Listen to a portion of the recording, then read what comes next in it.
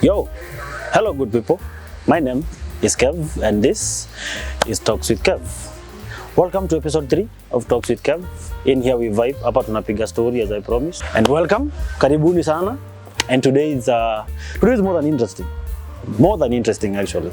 Leo tunapiga story. And leo I need some dictionary. Nataka kuwa dictionary hapa juu ni kizungu tunaenda kupiga hapa. Kizungu. Come with me.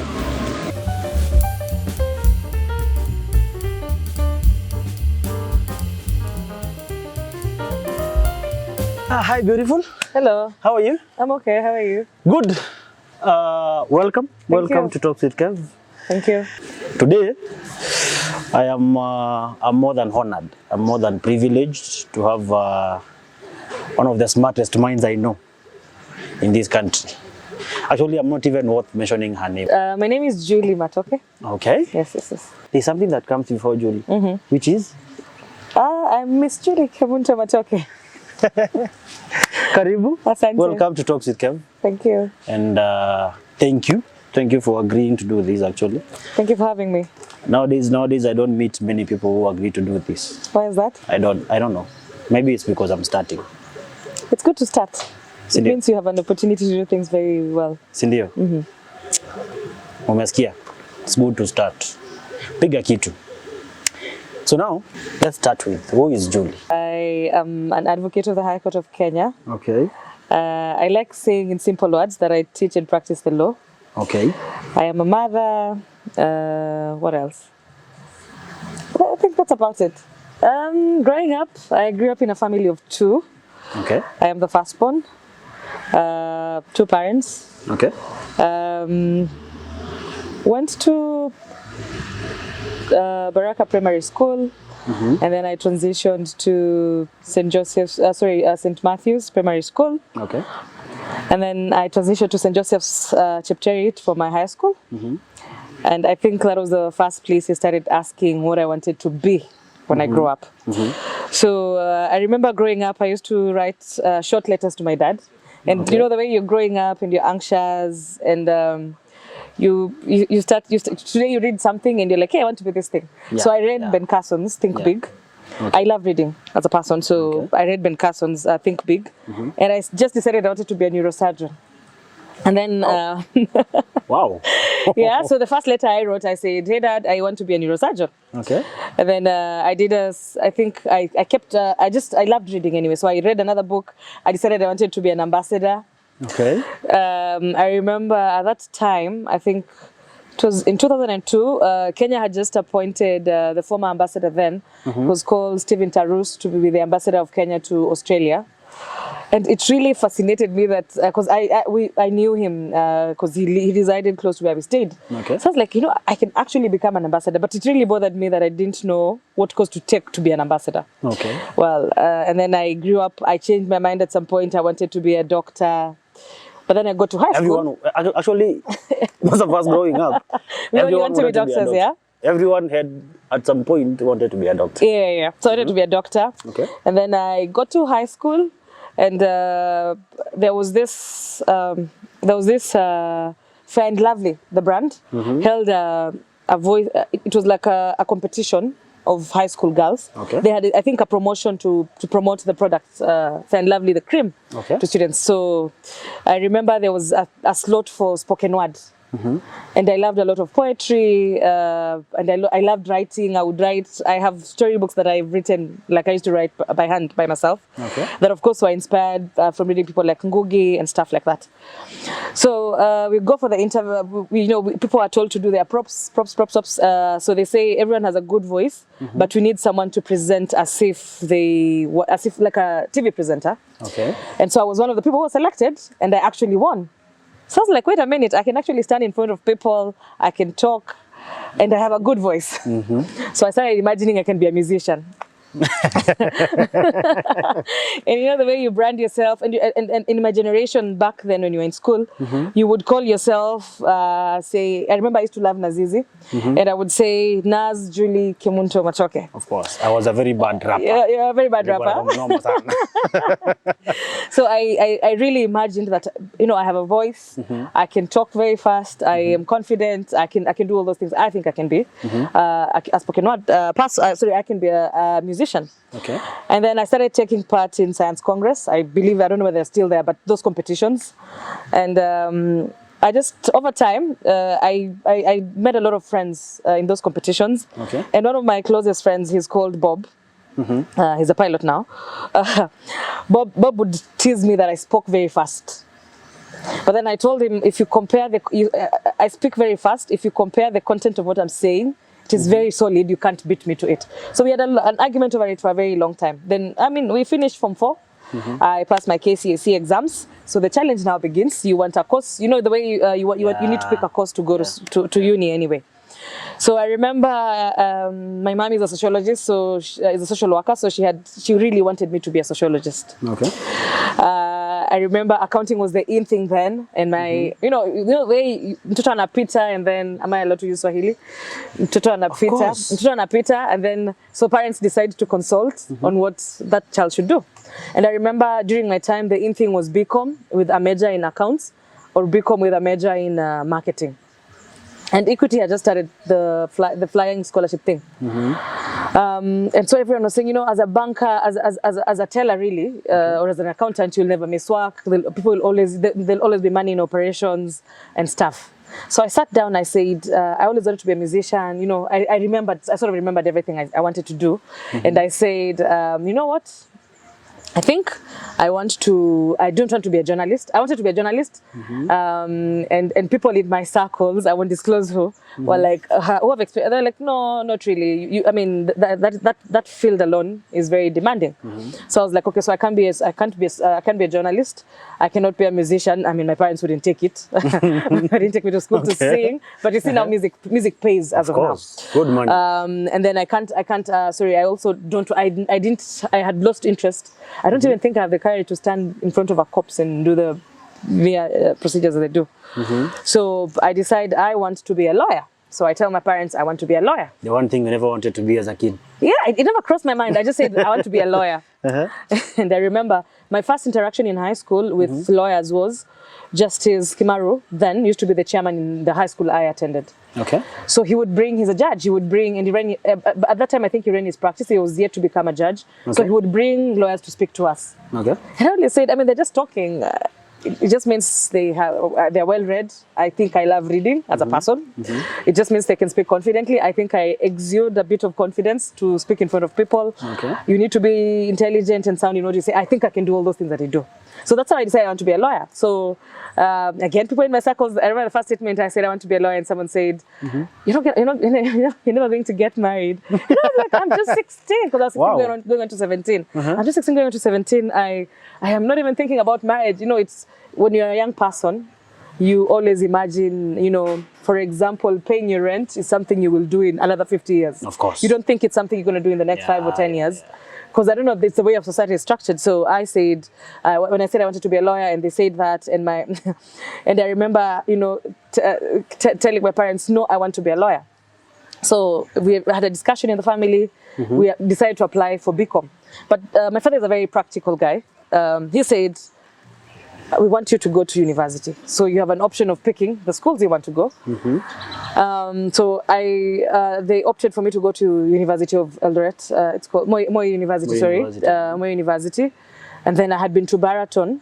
But it really bothered me because I've grown up in Kapsabet, that I would be going, all my life would be centered around the same place. Kapsabet. So as a person, I love traveling. So I was like, no way. So the argument we had was like, I don't want to go to school. I don't want to be the person, who went to this primary school, went to this high school, and then went from this high school and went to the same route. Yeah, like basically you're taking the same cars to do everything you're supposed to do. Yeah. So my dad was like, okay, fine, let's go to Kabarak University. We'll take your application documents, but you'll also get a chance to visit and have a feel of whether that is where you want to go to school, which I think is one of the things I'm grateful for my dad and my parents for doing for me, because I know most kids in school apply, and then the day of admission is the day you actually go to check out the school. And I think it's one of the best practices I've seen in the US, where parents take their kids to a school to decide, okay, I want to go to Harvard, but let me go and see how Harvard looks like. Let me look at the activities, let me look at how the school looks like, let me look at their culture and decide if this is something I want to do. And so my parents did that for me. And I walked into Kabarak and I was amazed. 2 reasons. The menu was good. It meant I don't like cooking, so it meant I was not going to cook. And it looked like it was not a very when I walked into the school, I didn't feel consumed. In the sense that I had gone to Moi University, the school was huge and humongous, and people were just trashing. And I know it's one of the finest and one of the oldest law schools in Kenya. So I didn't like the feeling. But I walked into Kabarak and it felt like it was home. So that's how I ended up going to Kabarak. But remember, when I'm going to Kabarak, I've applied for BCom. So we get to the desk, to the application desk, and God bless her soul, she's called Gladys. And I tell my dad, do you think we can change my degree? Like, I really want to do law school.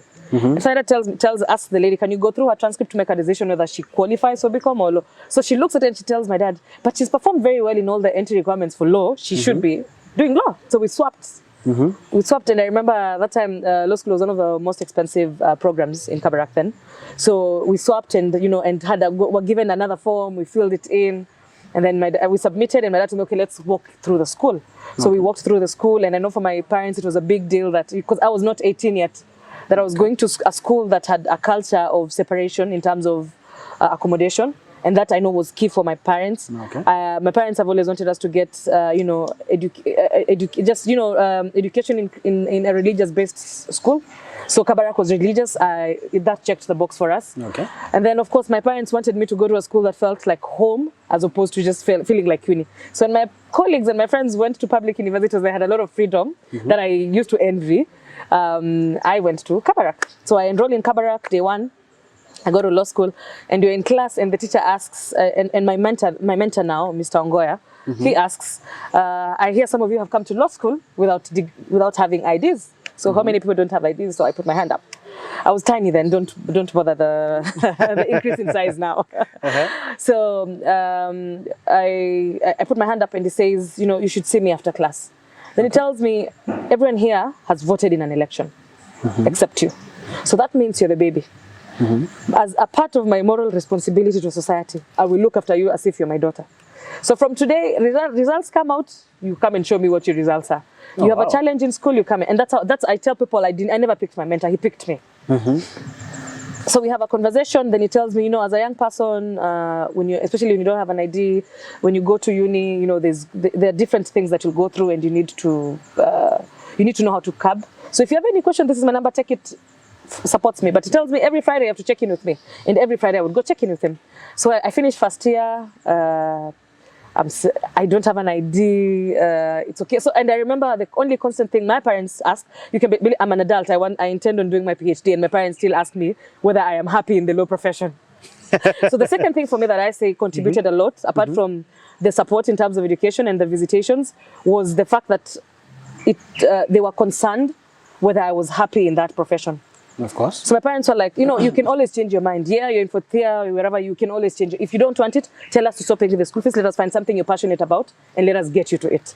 So for me, I think those are the 3 big things my parents did for me. So I go to Kabarak.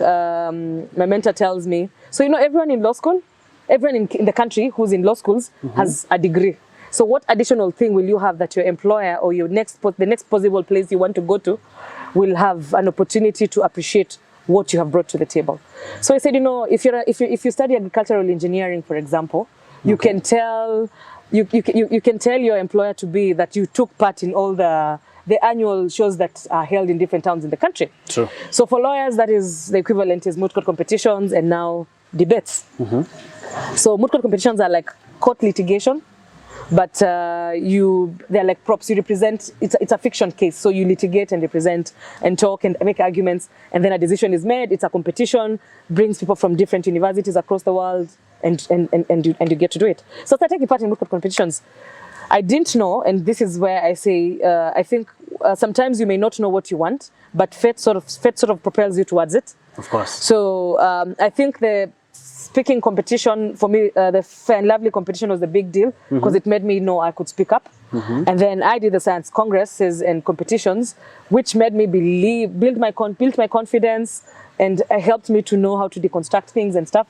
And then I'm doing moot court competitions, which are now translating into, I mean, consistently. One of the key components of being a lawyer is that you need to be able to articulate yourself well. You need to be well, all those things packaged into one. So I take part in moot court competitions. I create a network across the world, and most of my closest friends in the world now are students we did moot court competitions with in school and stuff. Most of your closest friends in the world. Because the first time I had interactions in the world, including Kenya, that is, my first interaction with foreigners then, apart from the schools I went to, I mean, one of the things they hosted was a children rights moot court competition that brought all law schools from across East and Southern Africa. So I'm in second year. Okay. By the time I was in second year, I had friends in Burundi, Tanzania, South Africa, wherever, all over the place. And, it's funny because the people you interact with and the people who become close to you, the people you even go to school with, you'll always meet them. So one time I'm in the streets, I'm in the streets of New York, I'm walking, and I bump into someone I did a competition with in 2012. And, you can't believe, and we're very good friends now, and it was interesting. Tell you something. Yes. One time, I'm walking in the streets of Matoke town. And I meet this is nice. So that was a joke. I was just comparing yourself walking in the streets of New York. I mean, somewhere you walk in Nairobi and you meet someone you went to nursery school with, and you haven't seen them. And you meet in? You meet in Nairobi. You walk in the streets. You Kijabe Street, you guys met in New York. I met him in New York. Yeah. Okay. My high schoolers. We really need to do something with so you always, I always say there's a reason. There's a reason you end up in a setup where you end up. Okay. So during my long holidays, which was always 1 month anyway, because one thing I should have said is when I was in Kabarak, it was a 3-year system. So we would study law for 3 years, but with 1 month break and then 2 weeks. So in my long holidays, I would go volunteer at a practice in Eldoret then. And I met an advocate, a senior advocate, Mr. Gitonga. I haven't seen him in ages, but he's one of those guys who would tell me, Julie, go everywhere. You hear someone in the office is going to the Court of Appeal, go to the Court of Appeal with them. They are going to a village elders meeting under a tree, go to that under the tree. Just make sure you go everywhere, see everything, and then pick what you love. Because in this profession, you have to decide, this is my expertise and this is what I want. So I said, okay. So the advantage of me doing those was that I worked. So because of that experience, when I finished law school, undergrad, it was automatic for me that I wanted to go to law school. So of course you finish graduation, then you go to law school, and then since I was moving to Nairobi, Kabarak is in Nakuru, I was moving to Nairobi, my mentor offered me a placement at his law firm. So I used to work half day and go to law school half day. My mentor is also a very serious litigator. And that's the part I say you cannot become what you do not see. So it's very awesome how you say he's an awesome litigator, as if I understand what a litigator means. Litigator only represents clients in courts. So litigation is just making arguments. Like he makes very good arguments on behalf of clients in courts. He basically does what the standard lawyer does. Oh, okay. In terms of representation in a court setup or a tribunal or wherever. So my mentor told me one thing, that you cannot become what you do not see. And as I worked for him, he would take me everywhere. If he's training judges and magistrates, I will be there. If he wants research done on his work, on his cases, I would do the research.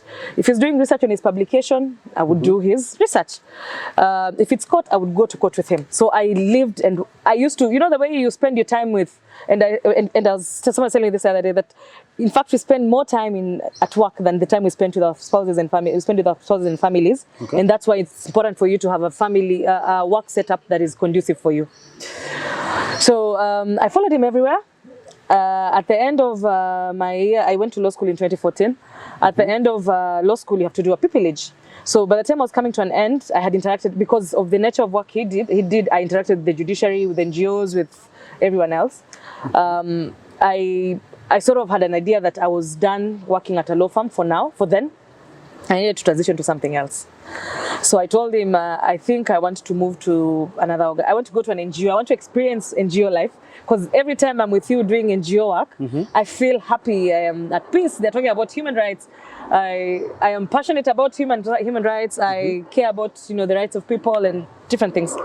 So he said, it's okay, do your application. So I applied to Kituo cha Sheria, an NGO in Kenya. Yeah, I know about it. Yeah, but then I was very particular. I said, I have worked so much with Kenyans, I think I want an expertise of other people. So they had a forced migration program that worked with refugees and stateless persons in Kenya. So I was posted there as an intern. We used to be on Jogoo Road then. And I remember the first day I went to work, I cried. I was depressed. I cried because I sat in an interview of a client, and I couldn't believe that someone who'd fled their country had gone through so much like that. So I get into the NGO space. Remember, that's pupillage for your law school. The placement is pupillage anyway. So before you become an advocate, you need to pass your bar exams and you need to do your pupillage. Pupillage is like internship, but lawyers are we're extra. Okay. We use the big term. But of course, it's basically internship at a law firm. You're interning under, and you're basically staying, being mentored by someone who's 5 years or more in practice. Okay.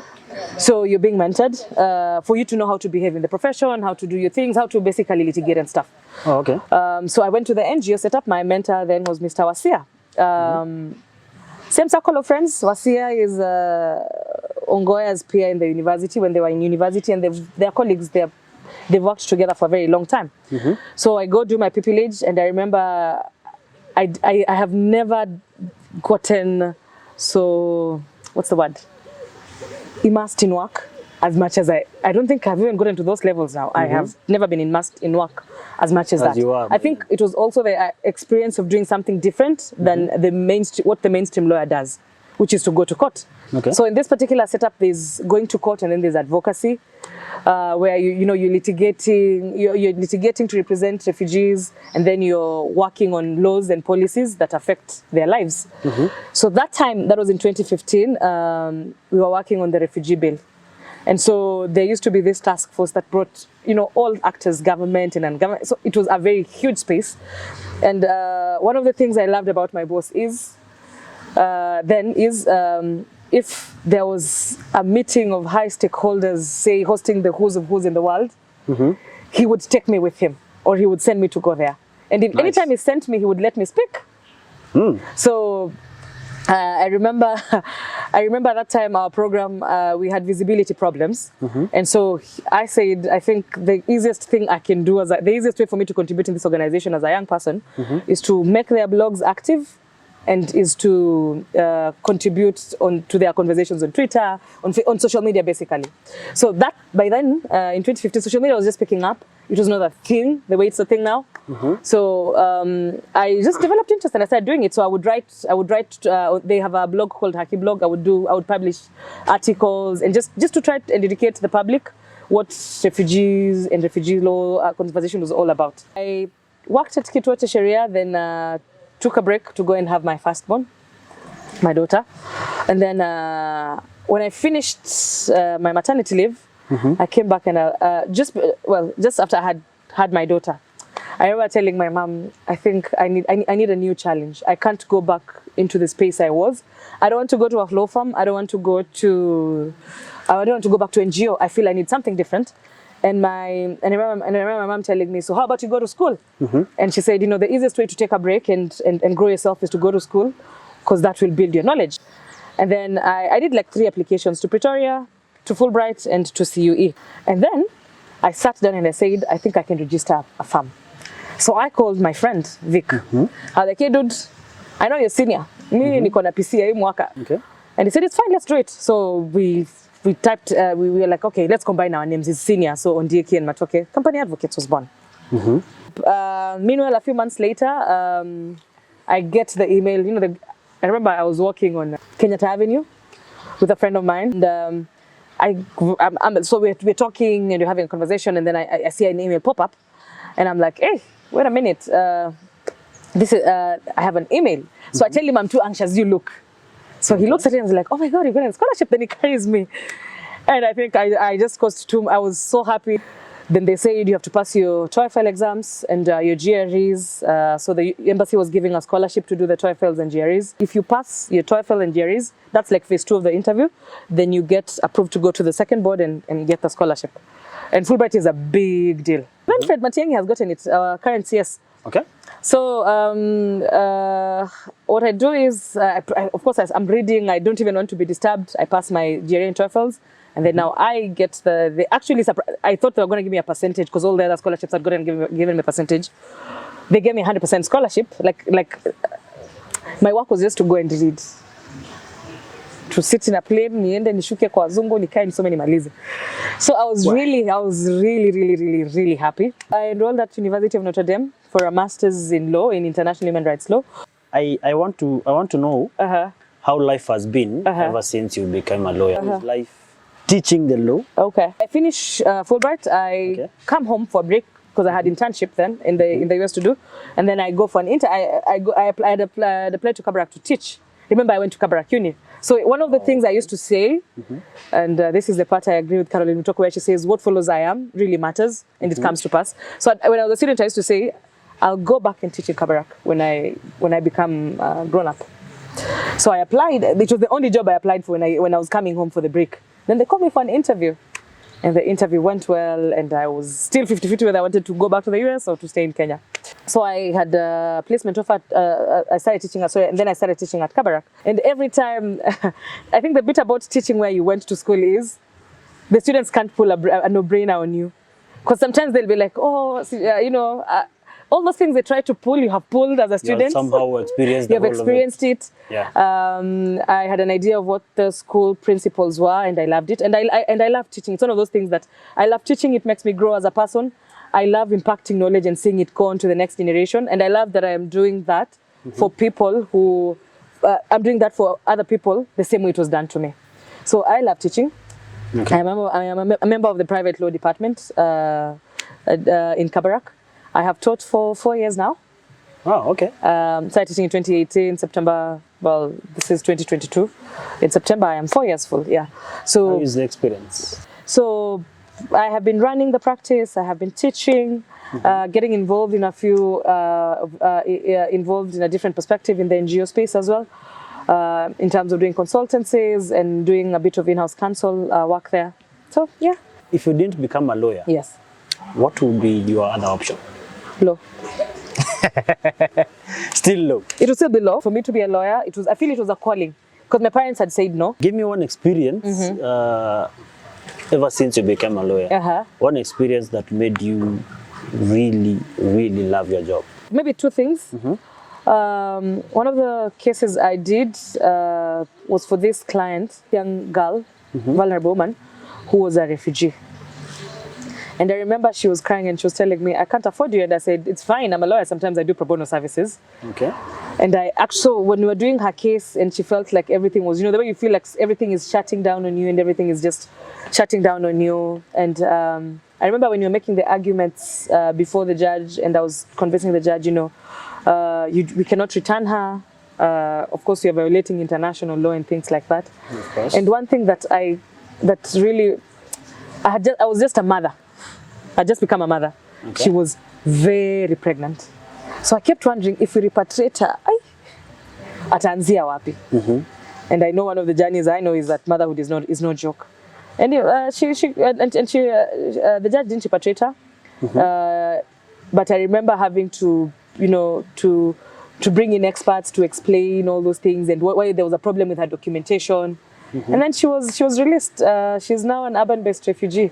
And she's one of those, sometimes I tell people, sometimes when I do pro bono work, my clients don't pay me, but I always say that I believe this, that even that one prayer that they make for me is just enough payment. Enough, more than enough. So she's paid for me. And then the second thing maybe is doing Kifa's work, doing the constitution. Oh. Because it made me grow. And and have a totally different experience about associations and organization setup. Okay. Because I had been just used to, mainstream where people will always just listen to your opinion and, adopt it. But for the first time, I was making a document that people were interrogating and telling me, why is there a comma here? Why do we need to have this dispute? It was very live, and every time I used to look forward to our engagements, because every time I left there, and I still tell them all the time that I think I learn. So for me, I always say, for me, the happy thing for me as a lawyer is just to see justice served. If my client gets justice, whether it's in favor or not in favor, but my client feels justice was served, I'm happy. Hii ndio uzuri ya kusoma. As in, you will always have more than enough to say. I think so. Yeah. But I always joke. The one thing I love about you, you are very well spoken, first of all. Oh, thank you. And very well opinionated. Oh, thank you. And I love people who have their own ideas on things. I love people who don't just be told, inaendaga hivi, twende sisi wote. I know. If you could go back in time, give me one day you would go back to, and why? For the first time, you're catching me flat-footed, but so maybe I would pay attention. But well, now I pay attention because I suffered I lost a very close friend of mine, and one of the things that really bothered me is we never made time. We'd make plans. Hey, I'll come to Nairobi. Let's do this. We have like an entire schedule. He never got to Nairobi, and when I was in the US, we'd be like, hey, we would make plans to do things, and I think one of the only things we consistently did was do reggae night. And we would do reggae night, and then we'd go to Walmart at 3 a.m. in the morning to get the hot pockets, the samosas, to come eat because there was no food in the house. Then we'd have conversations on the kitchen floor up to like 7 a.m. in the morning. Okay. And it really bothered me that I never pushed him enough to, make time to come and experience Kenya with me the way he had made me experience time with him in the US. So since then, I'm very deliberate. If I say I am doing dinner with Kevo today, I have to show up for dinner. If I know I cannot, I will call, but I will definitely purpose to make time for it. Awesome. Now, I'll tell you to tell a young lad out there the do's and don'ts for someone who wants. Oh my God, I can't be a checklist, man. No, as per your experience. As per my experience, yes. The thing number one that I always tell everyone, travel. Okay. As a young person, travel. 2. Go see the world. That's one. Number 2, build yourself. Okay. You have to build yourself. If you're good at sewing, invest in your sewing. Okay. Network. Go to sewing seminars. Whatever you're good at, whatever you are passionate about, make time for it. Make time for it. You may not have it. I always say sometimes everything we have to accept it as a financial implication cost on it.